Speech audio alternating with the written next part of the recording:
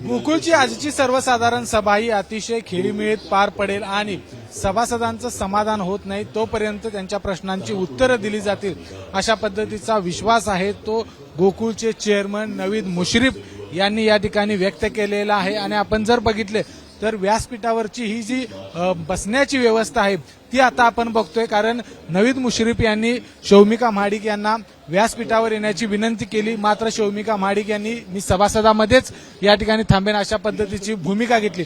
मात्र आता आपण जर शौमिका महाडिक यांची जर खुर्ची बघितली व्यासपीठावरची तर नवीद मुश्रीफ यांच्या बाजूला विश्वास आबाजी पाटील आणि त्यांच्या बाजूला शौमिका महाडिक, म्हणजे व्यासपीठावर मध्यभागी या ठिकाणी शौमिका महाडिक यांची खुर्ची आहे ती लावलेली आहे।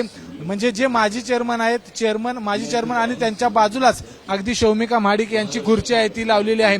दरवर्षी आपण बघतो की शौमिका महाडिक यांची खुर्ची आहे ती एखाद्या कोपऱ्यामध्ये असायची, मात्र यावेळी या नवीन चेअरमन पदाची नियुक्ती झाल्यानंतर यामध्ये काहीसा बदल आहे तो पाहायला मिळतोय। आणि म्हणूनच नवीद मुश्रीफ यांनी जी विनंती केली होती त्या विनंतीला विनंती मान्य करणार काय हा खरं तर प्रश्न या ठिकाणी उपस्थित केला जातोय। कारण बोलताना देखील आता नवीद मुश्रीफ असं म्हटले की आमची जी मोठी लाडकी बहीण आहे ती थोडी हट्टी आहे, मात्र त्यांनी लहान भावाचं विनंती आहे ती मान्य करायला पाहिजे अशा पद्धतीची भूमिका देखील या ठिकाणी नवीद मुश्रीफ यांनी घेतली। त्यामुळे यावेळच्या गोकुळच्या सर्वसाधारण सभेत व्यासपीठावरची जर रचना आपण बघितलं तर ती काहीशी वेगळी आहे।